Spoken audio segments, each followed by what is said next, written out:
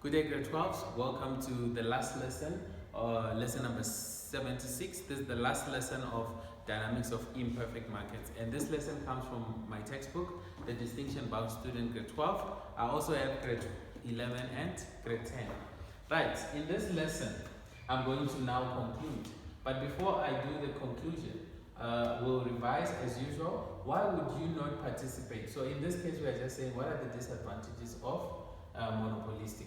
So there you can pause the video because today's lesson is very, very, very important. There's a table that I'm going to be explaining in this lesson, and I'm telling you, that table, if you can master it, you have mastered two topics: dynamics of perfect and dynamics of imperfect. You see, I'll say that's the most important piece. It will make you understand everything.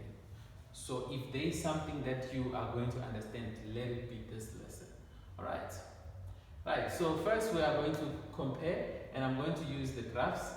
And you see these graphs, we've been drawing them before, but now we want to do it a bit different. We want to see the difference between all four at once. Okay. So we have. Okay, I'm going to draw small graphs because yes, I want to compare all four at once. All right. Now, this is, okay, there are our four market structures. Here's my question. Which is which here? Okay, obviously you can't tell. So all of them are still the same. Quantity, price, like that. I'll write in short, quantity, price, quantity in price, like that. All right, so which is which we don't know. And 0, 0, 0, and 0. Then what if I do this, and maybe if I do this, and maybe if I do this, and maybe if I do this. Now you can see this is perfect, this is monopoly, and this is oligopoly, and this is monopolistic. I'll just say tick here. Monopolistic. You see? Right. The next thing. So you see the first thing is our axis. Then we draw our demand curves. Now, how about the MC? It's the same. Okay, wait, let me do something here. Our price is already there. Okay. And our MR, our D is equal to AR. Our D is equal to MR, which is equal to AR. Then here, okay, let me do it like this. Then I'll say this is my MR, and this is my D is equal to AR. And this is my D is equal to AR, and here is my MR. Okay, it's difficult because I'm drawing small graphs, but you will understand just now. MC, look at that, MC, and look at that, MC. Now, so our quantity is already determined there, 10, our price 2, our quantity 10, our price 2, our quantity 10, our price 2, let's say our quantity 10, our price 2, like that. You see, everything is easy. Now, which one is making economic profit and which one is making economic loss? From what you see here, we don't know, right? Now, how can we know? We now have to put our AC in all instances. AC and AC. AC. Now, where is the economic profit? It's that part there. See? Which part? The green one. This part here. This is economic profit. This is economic profit. This is economic, like that. You see? So it's as easy as that. Now, without drawing, just explaining, this firm is making economic profit. Why? Because AR is greater than AC. AR is higher than AC. Same applies there. AR is P, AC is P1. Same applies here. AR is PAC is P1. Same applies there. So do you see that it's the same concept as we proceed? And I'm not going to draw this again. What I can maybe do, if I was to draw, is maybe to just say back until, maybe like that. Well, it's going to waste my time, but maybe you will understand something there. And what you are going to understand is the fact that these graphs are all the same. The only difference is the AC curve. Look now, I'm putting the AC there. Look now, I'm putting the AC there. And here, I'm putting the AC there. And here, I'm putting the AC there. So here, the AC is equal to the AR in all instances. In the previous one, the AR was greater than the AC. In the next one, the AR will be less than the AC. As simple as that. So we are simply reproducing the same information, but the only difference we are making now is the position of the AC. Now I put the AC above, like that. You see? I put the AC above. And then when I put it above, then now I have a 3. Now I have a 3. Now I have a 3. Now I have a 3. And then, again, we can shade the economic loss, just like we shaded the economic profit. The only one that we cannot shade is the normal profit. Alright, so this is the normal. We did it. I showed you there. The AC, here the AC is below. Here the AC is in line. You see that? Like that. Like that. Now, this is now economic loss and is what I was showing there in the last one. There we go. Alright, so this concludes. I did it fast because we have been doing this in previous lessons and we are just doing a quick recap. So I don't really need to go in detail with this. Alright, so you can read this. I'll pause for a while, then you can read that and you'll see that it's what I was explaining. Now we come to the most important piece.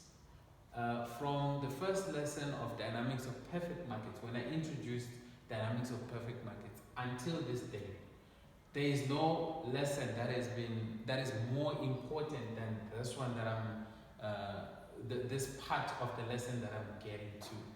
Okay, yes, you need to know all the things I told you, but now all of them are being summarized here. And so if you could understand this table, if you could remove everything there, what I would suggest you do, write the 12 criteria and then write the 4 market structures. You see what I did there? I'm trying to show you that this is perfect and those 3 are imperfect. Sure. So draw this part and this part. Leave this part blank and close and pause the video and then complete it. If you can complete this table and you see what we are using these 12. So write this 12 here and then write these 4 market structures there and then complete the table. If you can complete this table, you understand 2 topics. And you see that as we do this one, how many essays are we doing? Let's find out. Do you see that here? Compare and contrast the 4 broad types of market structures. You are comparing perfect, monopoly, oligopoly, and monopolistic using this. So what this essay is trying to say is be able to complete this table. So if in an exam they say compare and contrast perfect with monopoly using 1, 2, 3, 4, you can get it right. If they say perfect and oligopoly using 1, 2, 3, 4 or 4, something like that. So by just doing this, you will get full marks in this essay. Alright, the previous part of this lesson, when I was going through this part here, you see this? Let me show you how it helps you. Right. Examine in detail the various equilibrium positions with the aid of graphs. economic profit, economic loss, normal profit in the short run. For what? For perfect. And then explain normal profit with the aid of the graph.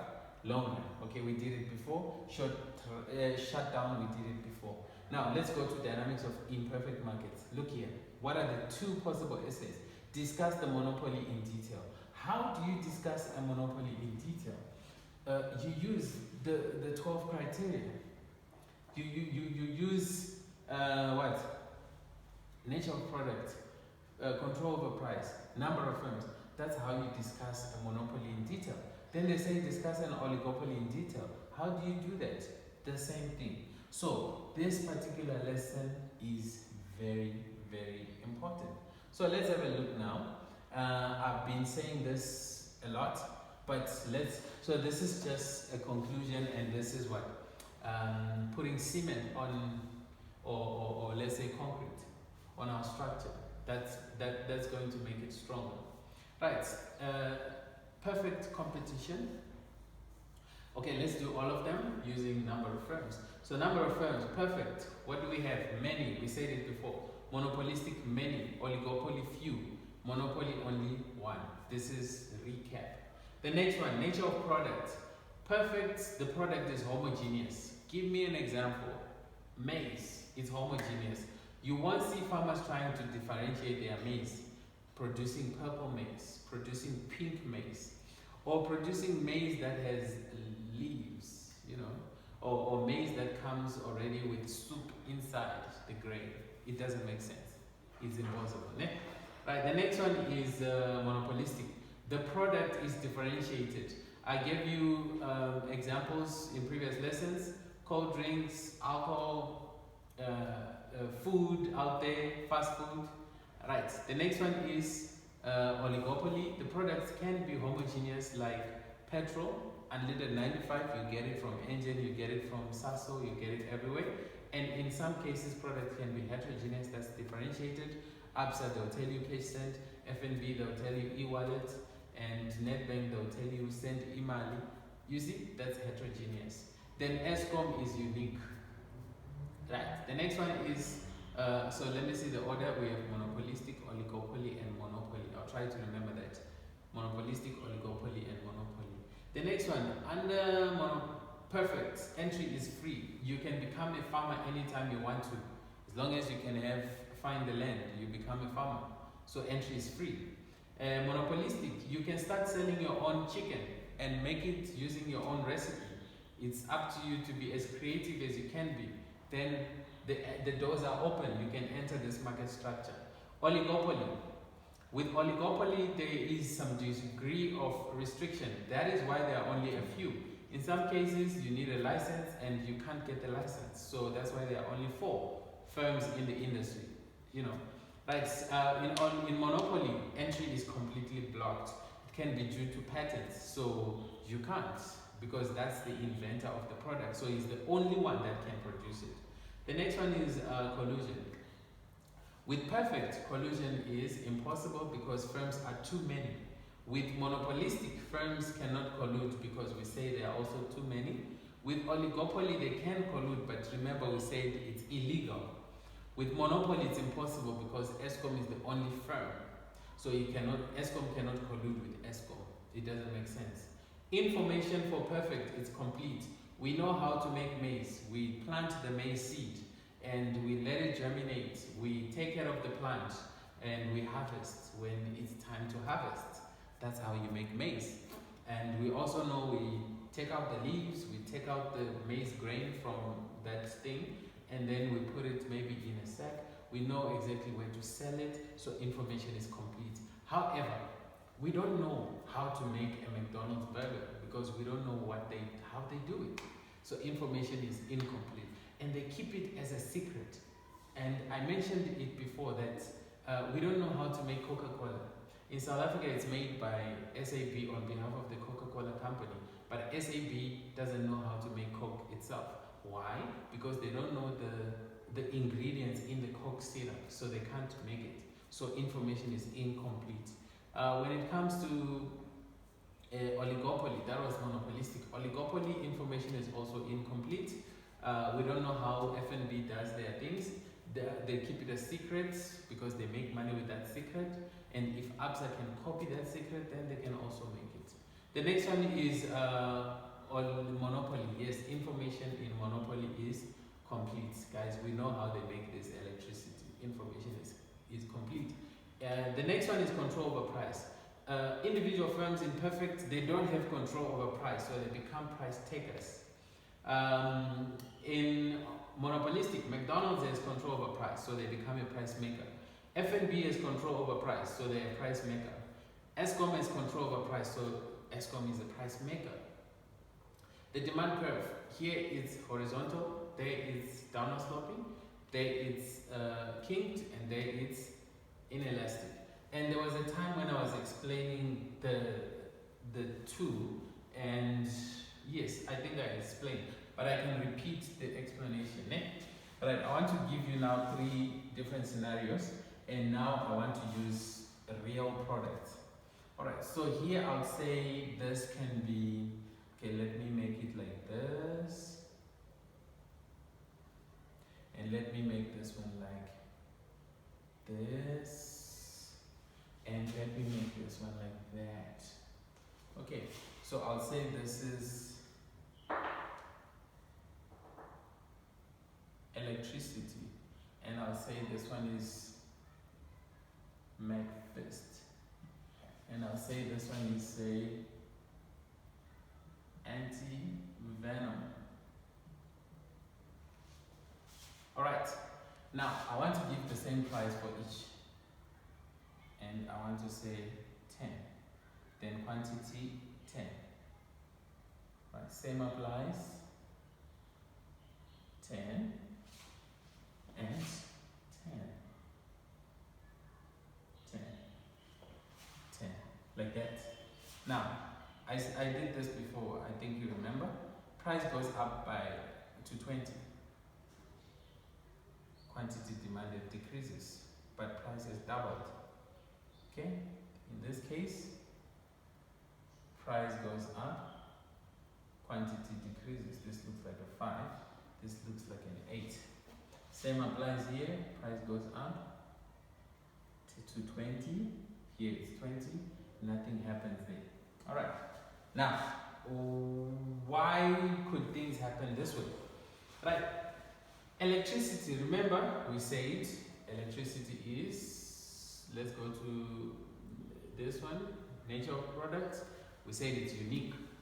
Right, the next one is McFist, we said it's differentiated. But look at this part here, many buyers and sellers, né? And then the other one, it doesn't exist, it's not there in this, but I'll explain what it is. Now, if price increases or doubles, what happens to quantity demanded? You see that it decreases but not as much. So it's like this thing here is elastic, but not as elastic as that. This one is more like a rubber band, né? And the last one, let me use this as an example.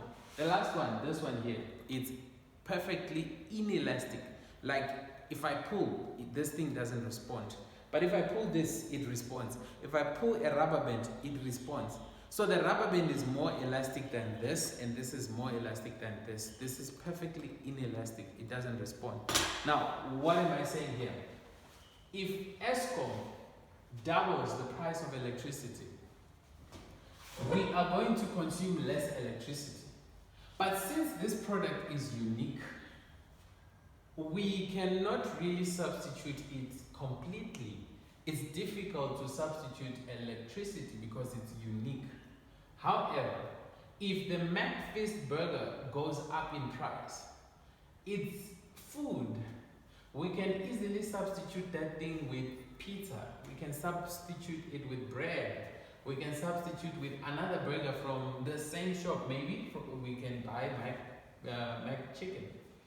Right, we can substitute with a burger from a different manufacturer. Maybe we go to Steers. But you see that this thing, there's a lot of, there are so many things that we can do to substitute this product. So if the price changes, quantity demanded drastically drops. So we demand way less of it. So it's elastic. This one, since it's unique and it has no close substitute, so we are going to use less. How? With electricity, our parents will tell us to switch off the lights, they'll tell us this, but we can't really start to go away with it completely. We can use generators, yes, we can use solar, yes, but we need electricity. So it has no close substitute. That's what we're saying. And so the demand curve is elastic, is inelastic. Oh, electricity, yes, I didn't write that. So it's inelastic. But this one, there are so many ways of substituting McFeast. You can go, if I ask you when was the last time you eat McFeast, some of you have never, and some of you have, but probably it's been a year now, because there are so many other things you can eat. But when was the last time you used electricity? Right now, maybe. Okay. There's a huge possibility that you're using it right now as we speak. Now, that one, the last thing I gave is an example of something that is not affected by price. And I said anti-venom. All right, let's say you're playing with your friends and then you get bitten by a snake. And let's say the previous day, anti-venom was selling at 10 Rand and now it's selling at 20 Rand. Do you see that the price has nothing to do with quantity demanded? We are going to demand anti-venom whenever there is need for it, because it's a live or die situation. So what if anti-venom was 10,000 and you get bitten by a snake? Would you buy it? The answer is yes. What if it was 20,000? The answer is yes, because if you don't take it, you die. So do you see that you will demand it regardless of the price? So we say that product is perfectly inelastic. Quantity demanded is never affected by the price. So whether the price goes up or down, like look, if the price of anti-venom drops tomorrow, are you going to buy it? No. You only buy it when you need it. So when the price goes down, it doesn't affect quantity. If the price goes down, it doesn't affect quantity demanded. It doesn't increase. When price goes up, it doesn't. So we demand anti-venom whenever we need it. It's as simple as that. So we say it is perfectly inelastic. And this one is highly elastic because this thing has so many substitutes. This one is inelastic because it is unique and not so many substitutes. All right. I think it was worth spending time on this concept. So I think now you understand. Now, economic profit. We said in the long run, Perfect makes normal profit. I explained why. Normal profit also for monopolistic in the long run. We saw the graph as well. Economic profit for Perfect, for monopoly and oligopoly.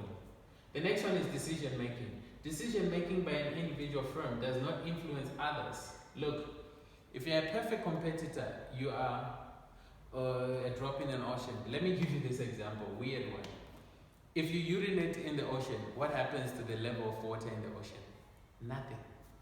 We can't say the level of water in the ocean goes up because of your urine, because your urine is nothing. It's just nothing.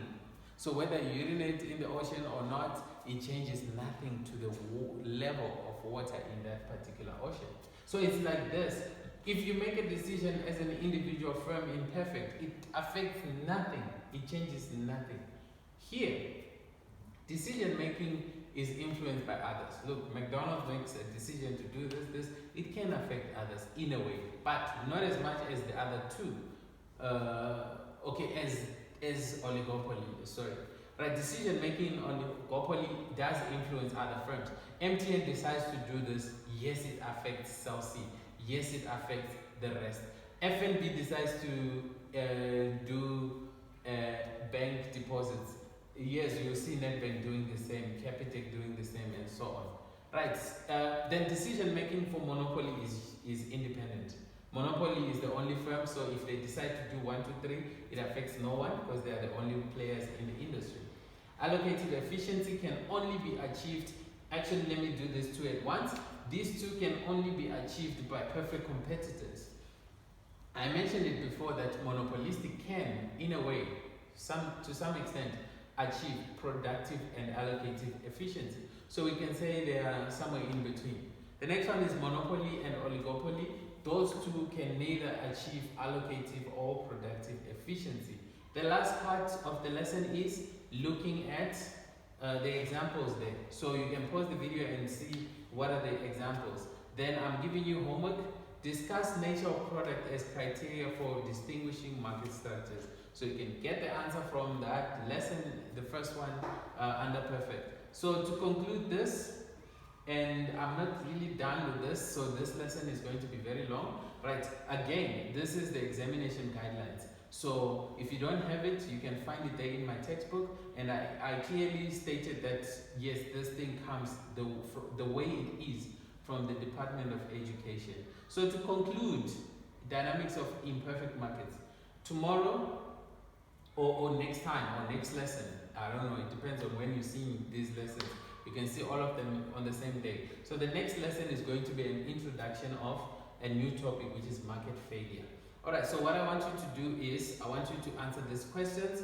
And so the first lesson I'll try to remember, I must start by giving you answers to this test. Alright, so it's mainly for you to practice, what do you call it? Questions under what? In section A. But in my book, I also did what I call a question bank. Alright, something like this. So those questions, everything, you will see them. The questions, like, we'll do this maybe together, but in the meantime, you'll see that, yes, you are going to find this. I can email this to you if you send your email address on my, if you check on the comments below, you can ask me maybe to email you this document, but also if you buy my textbook, it comes with the book on the CD. So we have the questions and the answers there. Alright. Right, so back to the test. Continue. I think you have paused and you have written this part. And then number 7 to 8, pause the video and answer that. And then 10 to 12. Okay. And then 13 and 14. Right. And then let me give you column A and B.